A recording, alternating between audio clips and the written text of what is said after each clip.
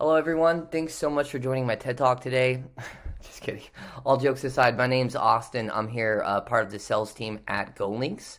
And what we're going to be covering today is bookmarking versus GoLinks. And I'm really excited to show you some of the hacks in the future. But as far as that goes, let's jump into bookmarking versus GoLinking. As you can see here, I have our dashboard.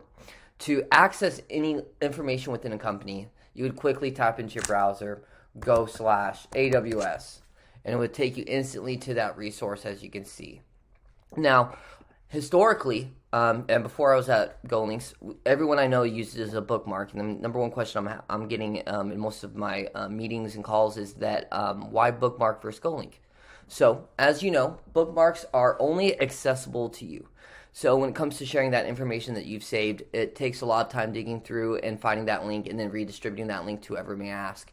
GoLinks is like a bookmark, but accessible to everybody and shareable just by word of mouth. So instead of having to repeat a giant URL, you could say, hey, everyone, go to go/employee handbook to sign that newest signature in our handbook.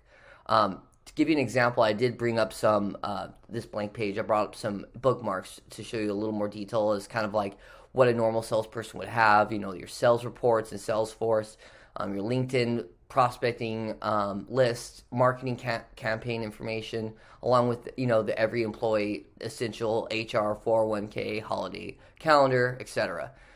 The main differentiator is when it comes to GoLinks is when you switch over from, let's say, Salesforce to Outreach.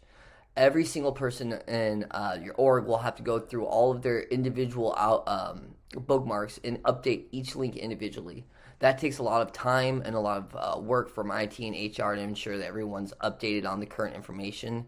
And that's just one of the many hacks that GoLinks can provide workflows remotely and hybrid. Really look forward to talking to you guys more in the future. Always here if you have any other questions, and thanks for listening.